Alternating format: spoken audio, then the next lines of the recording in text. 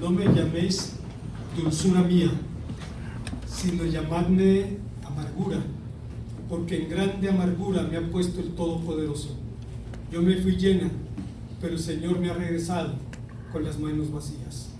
Tal vez no existan en toda la Biblia palabras femeninas que expresen mayor frustración que las pronunciadas por una de sus heroínas más célebres. Estas palabras cifran los sentimientos de una mujer creyente que enfrentaba o entraba en la vejez en condiciones de soledad, pobreza y dolor. La vida que conocía se había disipado como la niebla mientras luchaba por adaptarse a su nueva realidad.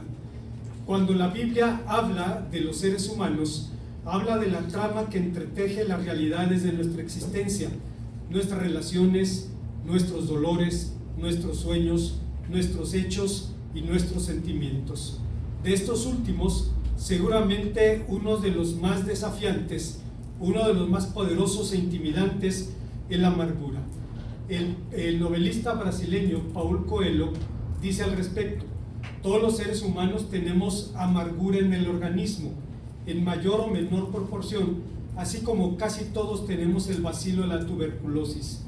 Pero estas dos enfermedades solo atacan cuando el paciente está debilitado, y en el caso concreto de la amargura, el terreno para el desarrollo de esta enfermedad está abonado cuando previamente ha germinado el miedo a lo que se conoce como la realidad.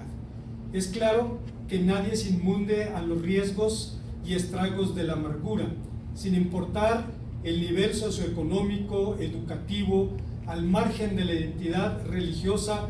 Todos los seres humanos somos amenazados por su sombra. Felizmente, la Biblia prescribe un remedio eficaz contra este mal, un remedio contra la amargura, y ese remedio es la gracia de Dios, que en el caso de Noemí se materializó en 3 hermosas bendiciones. Veamos cuáles son. Antes, hermanos, de pensar en las enseñanzas de este pasaje, quisiera comentar que hace poco más de 10 años el hermano Daniel Jiménez, que en ese tiempo era director del seminario de Lomas Verdes, me invitó a dar un curso sobre libros históricos del Antiguo Testamento en el seminario. Y entonces fui al seminario, fui a la biblioteca, recogí los libros de consulta que necesitaba y empecé a preparar la materia, y me llevé una sorpresa muy grande al descubrir que uno de los libros del Antiguo Testamento sobre el cual se han escrito más comentarios en los últimos 20 años es el libro de Ruth. Fue una sorpresa porque el libro de Ruth son 3 hojas, nada más, parece una novelita rosa, pero contiene un poderoso testimonio de la gracia de Dios. La razón por la cual se ha popularizado es el asunto de la identidad de género, y hay personas que incluso tratan de justificar o ver una relación más allá de una relación entre una suegra y una nuera, en el nexo entre Ruth y Noemí, y tratan de buscar una base bíblica, entre comillas, para presentar su punto de vista. Lo cierto es que fue una sorpresa, pero la mayor sorpresa fue estudiar el libro y encontrar un poderoso testimonio de la gracia de Dios en él. Es un libro interesante, breve, muy parecido a nuestro tiempo, un libro escrito en una sociedad muy secular, porque aunque teóricamente fue escrito en el marco del pueblo de Dios, los milagros y las manifestaciones palpables de Dios eran realmente escasas en aquel tiempo. Es como diría uno de los escritores sagrados: en aquel tiempo no había voz y tampoco había quien la quisiera escuchar. Pero en esa situación, de pronto una mujer se encuentra entrando a la vejez en condiciones de pobreza, de soledad, de dolor, de amargura. Incluso dice: no me llaméis dulzura mía, sino amargura, porque en grande amargura me ha puesto el Todopoderoso. Yo me fui llena y he regresado con las manos vacías. Esta mujer, Noemí, un protagonista de la historia sagrada, pudo descubrir, hermanos, el remedio eficaz que Dios ha prescrito contra la amargura, y es la gracia materializada concretamente en 3 bendiciones. La primera de ellas es la bendición de una familia grande. Siendo sinceros, la amargura es motivo de interés para creyentes y para no creyentes. Preocupa lo mismo al hombre de la calle que al intelectual que piensa en su escritorio. El filósofo español José Ortega Gasset define la amargura como la decepción entre lo que anhelamos y lo que conseguimos, mientras que el Nuevo Testamento nos advierte de los peligros congénitos de la amargura, cuando dice: mirad bien, no sea que alguno de vosotros deje de alcanzar la gracia de Dios y brotando una raíz de amargura os estorbe y con ella muchos sean contaminados. En este texto, la palabra amargura, la palabra griega pikrias, significa algo que pica, algo que punza, mientras que su equivalente hebreo, la palabra mará, describe algo pesado. De modo que se puede decir que la amargura es como traer un puercoespín en las entrañas, un animal de ese tamaño moviéndose allí. Pero en el caso de Noemí, había, humanamente hablando, había razones más que justificadas para este sentimiento. Hablar de la familia de Elimelec Efrateo, el difunto marido de Noemí, es hablar de la más rancia aristocracia judía. Elimelec descendía de uno de los padres fundadores de la nación, del mismísimo Caleb el Conquistador. Por tal motivo, la tradición judía afirma que esta familia vivía holgadamente y que la razón de su migración a la tierra de Moab no era una situación de pobreza, sino de egoísmo. No querían ser molestados por sus vecinos y parientes que, empobrecidos, acudían a sus puertas en búsqueda de ayuda. Egoísta es una palabra agresiva, es una palabra pesada. A nadie le gusta ser calificado con ella. Y me recuerda a una de las historietas de Mafalda, donde está la güerita, ¿cómo se llama? Susanita, está comiéndose una barra de chocolate y llega a Felipe y le pide una mordida de chocolate y le dice: no te puedo dar porque es una medicina que me indicó el doctor. Y dice Mafalda: ah, sí, es que está enferma de las glándulas convidatorias. Es decir, era una situación de egoísmo, ¿no? Bueno, a nadie le gusta ser calificado con esta palabra. El egoísmo suele esconderse, sin embargo, detrás de máscaras más amables, como la del pacifismo, pero que en muchas ocasiones simplemente es indiferencia activa, el deseo de que no me molesten. Decía Francis Schaeffer, un pensador evangélico del siglo pasado, decía que estas generaciones, lo dijo hace casi 60 años, que estas generaciones iban a caracterizarse por dos valores empobrecidos. La primera era la indiferencia activa, que llevaría a la gente a decir: no quiero saber de problemas, no quiero saber de dificultades, quiero que me dejen en paz, quiero vivir mi vida, que no se vea interrumpida de ninguna manera, sin importar lo que signifique para mis hijos o para mis nietos. Hace tiempo, cuando se empezó la discusión del asunto del muro del señor Trump, había un escándalo, pero en Querétaro hay muros así. Si usted ve el cerro de Bolaños, va a ver una barda enorme que separa a la gente pobre de la gente más acomodada. O sea, esa es una realidad en el mundo y es una expresión de la indiferencia activa. La otra iba a ser el materialismo, caracterizado por una vida hecha de cosas y más cosas. Hay personas que viven en este mundo pensando que el juego se juega acumulando bienes, objetos preciosos, personas preciosas en la vida, y el juego termina cuando se muere el que tiene más juguetes, pero se va a morir de todas maneras. Bueno, Noemí, en todo caso, y su familia saldrían de la tierra de Canaán, dice la tradición judía, por un caso de indiferencia activa.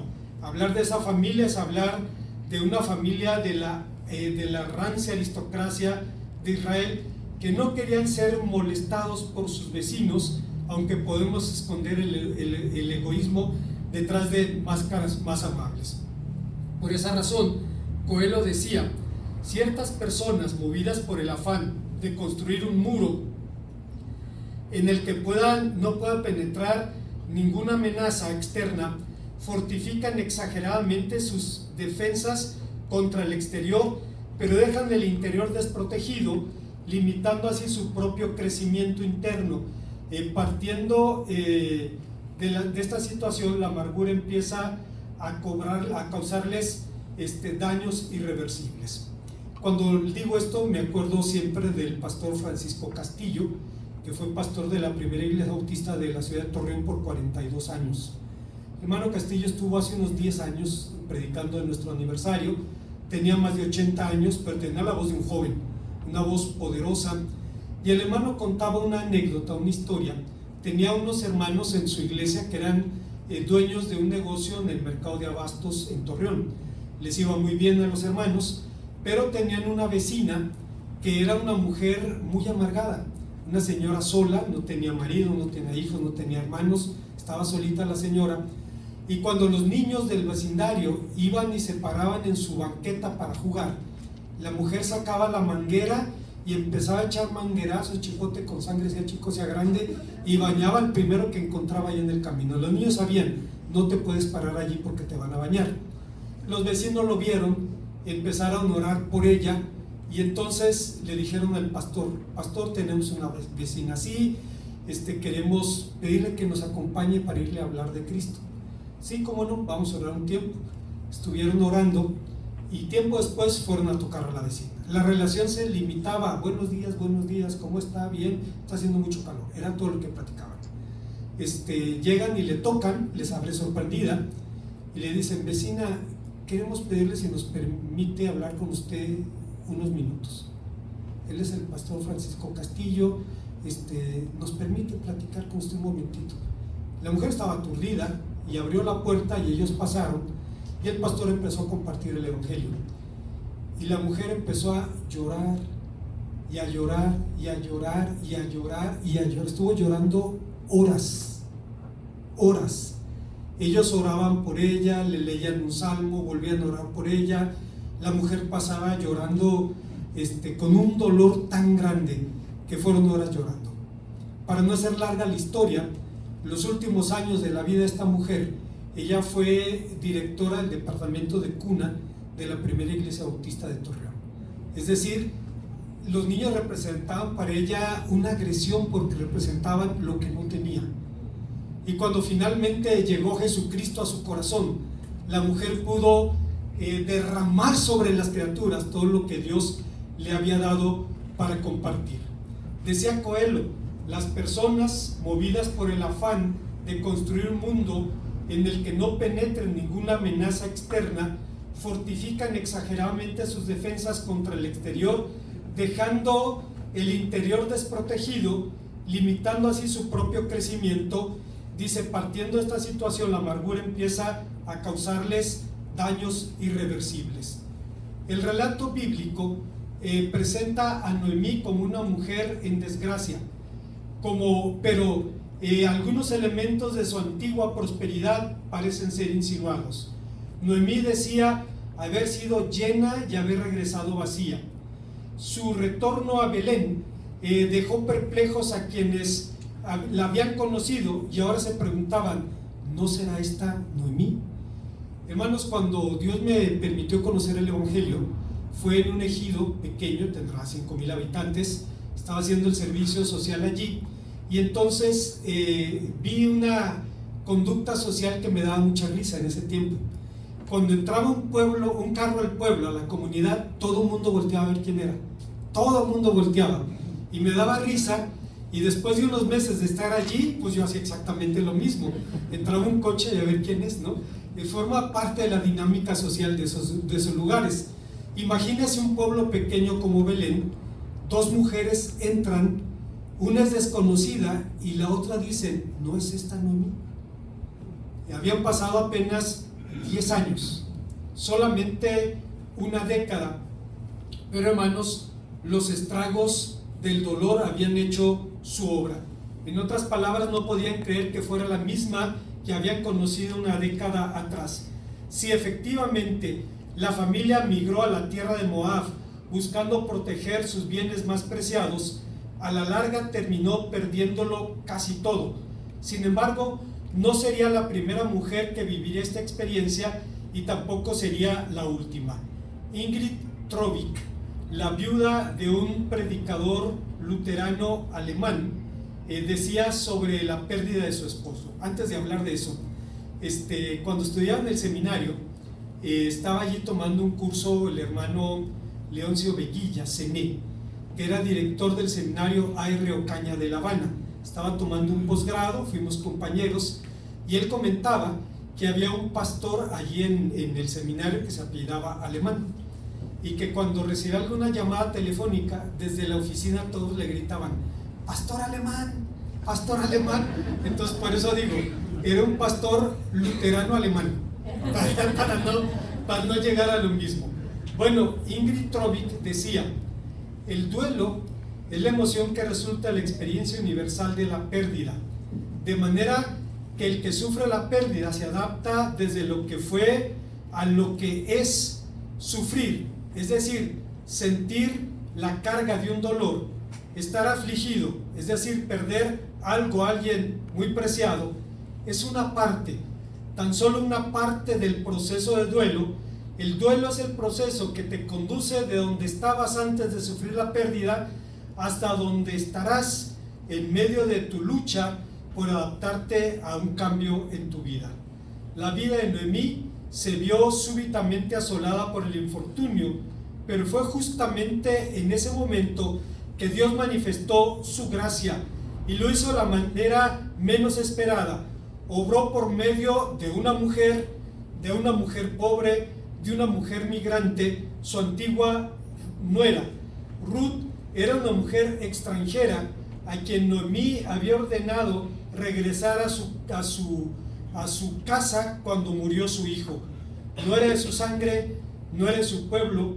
De hecho, era hija de uno de los 7 pueblos malditos por la ley de Moisés en el libro de Deuteronomio, capítulo 23.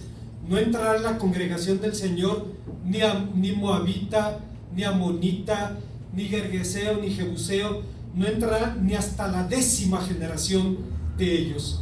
El vínculo que las había mantenido unidas ahora estaba a 3 metros bajo tierra, y sin embargo Ruth contestó a su suegra con algunas de las palabras más hermosas de la Biblia: no me ruegues que te deje ni me aparte de ti, porque donde quiera que fueres, allí también iré yo. A donde quiera que durmieres, dormiré yo. Tu pueblo será mi pueblo, tu Dios será mi Dios. Así me haga Dios y aún me añada que solo la muerte hará separación entre nosotras dos. Estas palabras han dado motivo para que algunos vean una relación más allá del amor de una nuera por su suegra, razón por la cual se han escrito tantos comentarios bíblicos sobre el libro de Ruth en los últimos 20 años. Pero desde esta declaración, el nexo que las unía ahora era más vivo y poderoso, era el vínculo de la fe. Orfá besó a Noemí y regresó a los suyos, pero Ruth se apegó a ella. El verbo apegarse, el verbo davak, es tan gráfico que describe la acción de pegar o soldar, usado por ejemplo en 2 Samuel 23:10. 2 Samuel 23 es el capítulo que describe las acciones de los campeones de David, y habla de uno de ellos que defendió un palmo de tierra contra un escuadrón enemigo, y dice la Biblia que cuando terminó el combate no podía soltar la espada porque había quedado pegada a su mano. Eso yo lo entiendo perfectamente, porque cuando era niño era muy flaco, y entonces cuando tenían que hacerme algún análisis de sangre, pues era un martirio pasar por eso, porque había dificultad para encontrar las venas. Cuando finalmente me sacaban la sangre, las enfermeras le daban un algodoncito con alcohol, lo ponía en el piquete y le decían a uno: apriétele duro para que no se le salgan las tripas por ahí. Ya estaba allí con el brazo, y a la media hora no lo podía extender. A la hora se había contracturado la articulación y era difícil hacerlo. Así es que entendemos a este hombre que dice: peleó contra un escuadrón y cuando terminó no podía abrir la mano porque estaba contracturada por el estrés. Es el mismo verbo que se usa para hablar de la unión. Dice: se apegó a ella, estuvieron juntas participando de su situación. Describe, hermanos, obviamente una unión que posibilitaría mucho más que mero compañerismo. Posibilitaría el desarrollo de papeles que ambas mujeres jugarían en la familia más grande que la familia de la carne, papeles que incidirían incluso en el desarrollo de la historia de la salvación. Hoy en día, lo veremos después, Ruth es llamada en el mundo judío la madre de la realeza, porque todos los reyes descienden de ella. El rey David y el más grande de todos, el rey de reyes y señor de señores, de la misma mujer. Entonces, Dios manifestó su gracia, decíamos, en primer lugar, dándole la bendición de una familia grande. En segundo lugar,